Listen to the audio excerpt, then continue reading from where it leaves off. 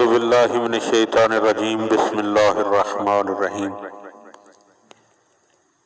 مولا کائنات حضرت امیر المومنین علی ابن ابی طالب علیہ السلام کے مجموعہ کلام نہج البلاغہ کے تیسرے باب کا 331 نمبر فرمان ہدیہ مومنین کرنے کا شرف حاصل کیا جا رہا ہے۔ وقال علیہ السلام، آپ علیہ السلام نے ارشاد فرمایا کہ ان اللہ سبحانہ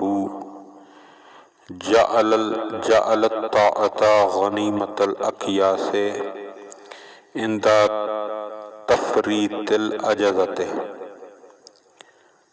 مولا فرماتے ہیں کہ جب ضعیف لوگ اطاعت کو چھوڑ بیٹھتے ہیں، اب اس میں ضعیف الاعضاء بھی ہو سکتے ہیں اور ضعیف العقیدہ بھی ہو سکتے ہیں، تو اللہ سبحانہ و تعالی اپنی اطاعت کو سمجھ بوجھ والوں کے لیے غنیمت بنا دیتا ہے۔ یعنی وہ سمجھ بوجھ والے لوگ اس چھوڑی ہوئی اطاعت کو بجا لا کر اللہ کی خوشنودی حاصل کرتے ہیں، اور یہ اللہ کی جو خوشنودی ہے یہ ان کے لیے غنیمت ہے اور ایک بہت بڑی نعمت اور ثواب ہے۔ تو ہر معاشرے میں ایسے لوگ ہوتے ہیں کہ جو کچھ ضعیف الاعضاء ہوتے ہیں، یعنی اللہ کی اطاعت کرنے میں وہ جسمانی طور پر، یا ضعیف العقیدہ ہوتے ہیں، عقیدہ مضبوط نہیں ہوتا، لہذا اطاعت الہی میں وہ پیچھے رہ جاتے ہیں۔ تب وہ لوگ جو مضبوط الاعضاء بھی ہیں اور مضبوط العقیدہ بھی ہیں، تو اللہ نے ان کو یہ توفیق عطا فرمائی ہے